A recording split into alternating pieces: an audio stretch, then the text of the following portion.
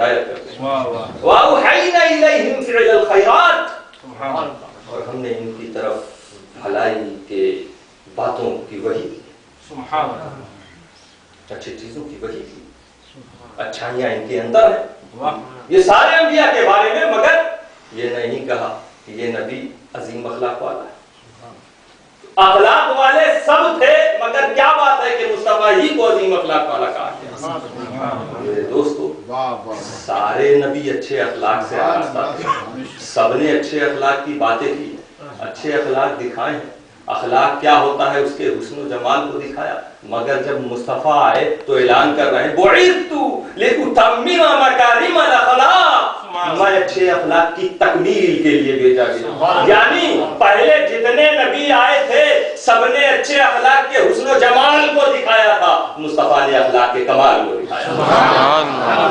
اور دوسری بات یہ ہے, سارے انبیاء اچھے اوصاف سے آراستہ ہیں, اچھے اخلاق والے ہیں, مگر کبھی کسی نبی میں کوئی نہ کوئی ایسا وصف, کوئی نہ کوئی ایسی بات, ایسا خلق بھی پایا جاتا ہے جو ان کے تمام اوصاف پر غالب نظر آتا ہے. ہم پوچھیں حضرت ایوب کے بارے میں آپ کیا جانتے ہیں, کہیں حضرت ایوب کا صبر مشہور, خالی صبر ہی نہیں تھا ان میں, تمام خوبیاں تھی, مگر صبر غالب. شکر نوح, حضرت نوح کا شکر, خلت ابراہیم, وفائے اسماعیل, اخلاص موسیٰ, حضرت موسیٰ کا اخلاص, تواضع سلیمان, شہنشاہ ہے تواضع دیکھو, اعتدار داؤد, حضرت داؤد کی عذرخواہی, اعتدار دیکھو, یہ چیزیں ان میں غالب. محبوب کو بھیجا اللہ تعالیٰ نے, کیا اعلان کیا, فَبِهُدَاهُ مُقْتَدِي, انہی کے راستے پہ چلی. یعنی جو ہدایت بخش, فَبِهُدَاهُمْ جمع کی ضمیر, جو ہدایت بخش اخلاق ان سب میں پائے جا رہے ہیں.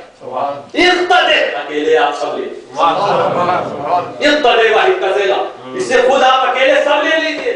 یعنی خدا یہ چاہتا تھا کہ اب تک جو امتوں نے اچھے اخلاق الگ الگ نبی میں, جدا جدا امتیوں نے جدا جدا نبی میں دیکھا ہے, مصطفیٰ کی امت ایک ذات محمدی میں سب سے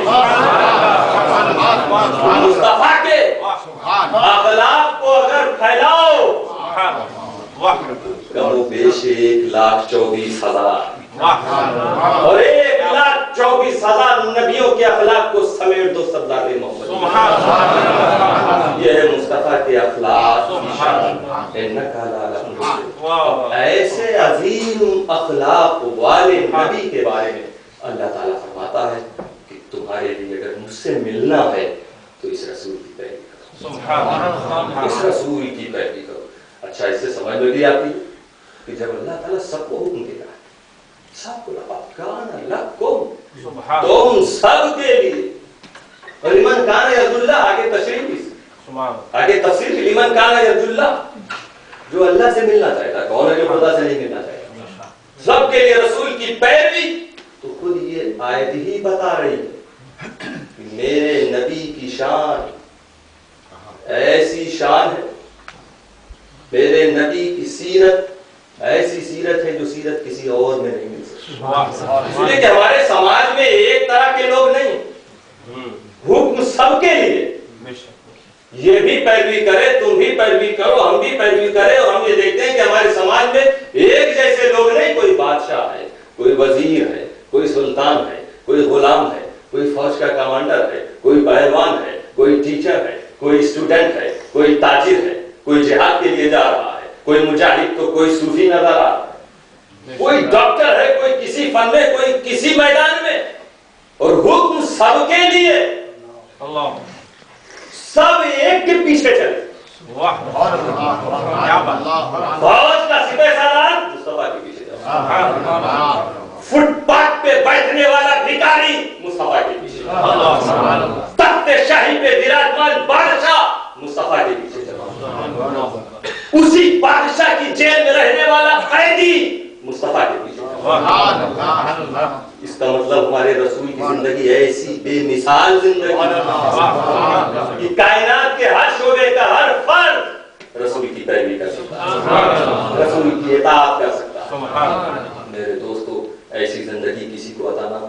حضرت عیسیٰ علیہ السلام کو دیکھ لو، ایسی زندگی آپ نے گزاری، نہ گھر بنایا نہ مکان بنایا، آسائش کا کوئی خیال ہی نہیں رکھا، کچھ نہیں، کھانے پینے کے لیے پیالہ تھا اسے بھی چھوڑ دیا، پیالہ پانی پینے کے کہا اللہ تعالیٰ نے ہاتھ دیا ہے، پیالے کی ضرورت کیا؟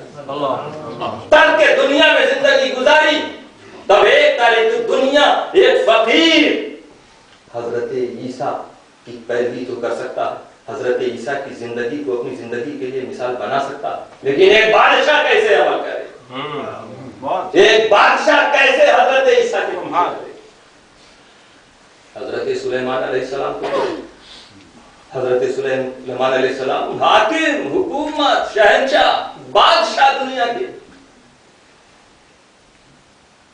کیسا ان کا سنگھاسن تھا جس پر بیٹھ کے جب چاہتے ہواؤں میں اڑتے ہیں، اور جب سفر کرتے ایک جگہ سے دوسری جگہ تو جن، انس، چرند، برڈز، اینیمل سب کی فوج ساتھ میں، سب ساتھ میں، یہ شان یہ جلوہ، جب چاہتے پرواز فرما رہے ہیں فضا میں، جب چاہتے زمین پہ جلوہ افروز، ایسی سلطنت کسے ملی ہو؟ ایک سلطان تو کچھ حد تک غور کر سکتا ہے کہ ہمیں کیسے چلنا ہے، مگر ایک فقیر کیا کرے، ایک غریب کیا کرے، ایک لاچار کیا کرے؟ میرے مصطفیٰ کی شان دیکھو، دولت مند ہو یا فقیر سب دیکھیں، یہ دنیا کے حاکم غور کریں کہ مصطفیٰ کی حکومت، ارے مصطفیٰ کی حکومت کے آگے تو حضرت سلیمان کی حکومت بھی کچھ نہیں۔ حضرت سلیمان دنیا کے حاکم تھے، یہ دنیا اور آخرت دونوں جگہ اللہ نے سارے عالم کا حاکم بنایا، سارے عالم کے لیے رحمت بنا کر، حاکم رحم کرتا ہی سارے عالم کے لیے رحمت، سارے عالم پر ان کی حکومت، تو نبی کی حکومت ہر جگہ زمین سے لے کے آسمان تک، پہاڑ کی چوٹی سے لے کے سمندر کی گہرائی تک، ہر چیز پر نبی کی حکومت، شجر پر حکومت، حجر پر حکومت، گوہر پر حکومت، قمر پر حکومت، بشر پر حکومت، ہر پر حکومت، جب چاہا سورج کو پلٹا دیا، جب چاہا چاند کے ٹکڑے کر دیے، ایسی حکومت میرے مصطفیٰ کی، زمین کے ہر ذرے پر ان کی حکومت، سارے زماں پر حکومت، سارے مکان پر حکومت، جب سارے مکان پر حکومت بھی خدا کو اپنے محبوب کے لیے کم معلوم ہوئی تو معراج کی رات لامکان کا دولہا بنا دیا، مکان ہو لامکان ہر جگہ مصطفیٰ کی دھوم نظر، ایسی حکومت جس ساری کائنات میں اللہ نے حکومت عطا کر دی ہو۔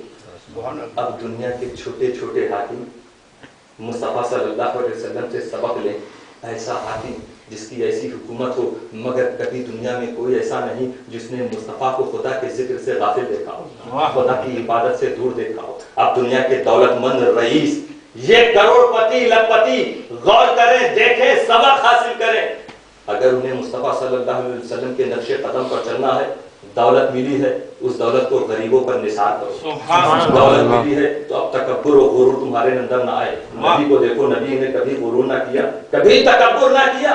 تمہیں دولت ملی ہے اس دولت سے محتاجوں کی مدد کرو، ایک ہاتھ میں تمہارے دولت آئی، وہی ہاتھ اب فقیروں کی مدد کے لیے بڑھنے چاہیے۔ یہ ہے مصطفیٰ کی اطاعت، یہ ہے مصطفیٰ کی سیرت، اس طرح عمل کرتے چلے جاؤ۔ اب یہ نہ سمجھنا کہ دولت مند بڑے خوش نصیب، انہیں نبی صلی اللہ علیہ وسلم کی سنتوں پر عمل کرنے کا موقع مل رہا۔ غریبوں کا کیا ہوگا؟ آج دولت مند ناز کرتا ہے، اللہ نے ہمیں دولت دی، ہم خوش کیوں؟ کیونکہ ہمیں نبی کی سنت پر عمل کرنے کا موقع مل گیا۔ اب یہ جذبہ کس کس میں ہے یہ خود غور کریں، ہم سب اپنا محاسبہ کریں۔ اگر یہ ہماری نیت ہو خدا دولت دے، نبی کی سنت پر عمل کرنے کا موقع مل گیا، ثواب لوٹنے کا موقع مل گیا، تو دولت مند بڑے خوش، غریبوں کو مایوس ہونے کی ضرورت نہیں۔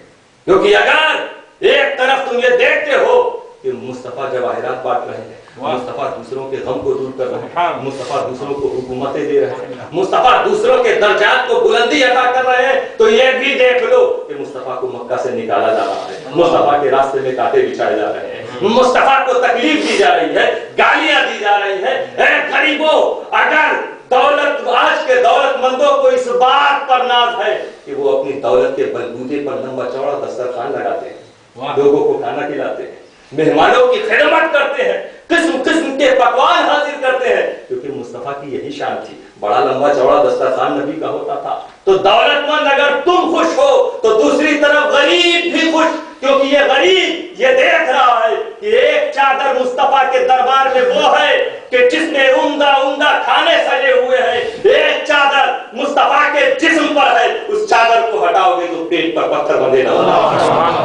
غریب وہ سب اس طرح سے حاصل کرے، وہ نبی کی پیروی اس طرح کرے، نبی کی اطاعت اس طرح کرے۔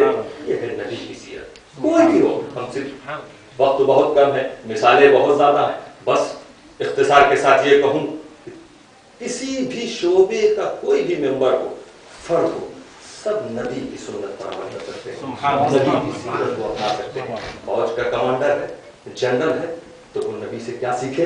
قیدیوں کو معاف کرنا سیکھے۔ کیا سیکھے؟ بوڑھوں اور بچوں پر رحم کرنا سیکھے۔ اگر پہلوان ہے انکساری سیکھے، گردواری سیکھے۔ اگر ڈاکٹر ہے تو جڑی بوٹیوں کے ساتھ قرآن کی آیتوں سے شفا دلانا سیکھے۔ اگر معلم ہے تو اپنے شاگردوں کی اچھی تربیت دینا سیکھے۔ اگر وہ تارک الدنیا ہے تو غار حرا میں عبادت کرنا سیکھے، غار الحرا کے گوشہ نشین بننا سیکھے۔ یہ ہے میرے رسول صلی اللہ علیہ وسلم کا کردار۔ لقد کان لکم فی رسول اللہ اسوۃ حسنہ۔ تم سب کے لیے رسول کی پیروی ضروری ہے، بہتر ہے۔ لمن کان یرجو اللہ، اس کے لیے جو خدا سے ملنے کی امید ہے۔ نبی کی سیرت کو آج کے ماحول میں دیکھو، جب لوگ مجرموں کو چھوڑنا نہیں چاہتے، مجرموں تک پہنچ کر یہ بھی نہیں چاہتے کہ ان کی لاش کوئی دیکھ سکے۔ جرم بھی کبھی اتنے بڑے ہوتے ہیں، مگر میرے مصطفیٰ کو دیکھو، وہ ابو سفیان جنگ احد ہو یا جنگ بدر، کوئی بھی جنگ ہو، ہر جنگ میں جو نبی کی جان کے پیاسے، کئی صحابہ شہید ہوئے، کتنی جنگیں مسلط ہوئی ابو سفیان کی وجہ سے۔ فتح مکہ کے وقت آج ابو سفیان سامنے، آج سب کے قتل کا بدلہ لیا جا سکتا ہے، آج ظلم کی جزا دی جا سکتی ہے۔ کردار مصطفیٰ دیکھو، حضرت ابو سفیان کو معاف کر دیا، صرف انہیں معافی نہیں کیا بلکہ کہتے من دخل دار ابی سفیان، جو ابو سفیان کے گھر میں داخل ہو جائے وہ بھی امن پا جائے۔ سبحان اللہ۔ جسے دشمن کہا گیا تھا اس کے گھر میں جائے امن پا جائے۔ یہ اسلام کا میسر، یہ میرے نبی کی سیرت ہے۔ عمل کرو، مصطفیٰ کی غلامی کرو، خدا تم سے راضی ہوگا۔ آؤ مصطفیٰ کی بارگاہ میں مجرموں کو سزا دینا وہ سکھاویں گے۔ نتیجہ کیا ہوا؟ ارے دنیا میں ابو سفیان کو سزا دے دی جاتی اور خدا نہ خواستہ وہ ایمان نہ لاتے تو کتنی بڑی سزا اوپر تھی، اللہ بعد میں تھی۔ نبی صلی اللہ علیہ وسلم نے کتنی بڑی سزا سے بچا لیا، اپنی صحابیت عطا کر کے وہ درجہ عطا کر دیا کہ صحابی کے برابر کون ہو سکتا ان کے بعد۔ یہ ہے کردار میرے مصطفیٰ کا، یہ ہے سیرت میرے نبی کی۔ اور دیکھو نبی صلی اللہ علیہ وسلم، ابو جہل کا بیٹا جس نے نبی پر کتنے ظلم و ستم ڈھائے، کتنی تکلیفیں پہنچائی، نبی سجدے میں ہے اوپر کوڑا ڈال دیا جائے، نبی کو گالیاں دی، نبی کے قتل کرنے کی کوششیں کی۔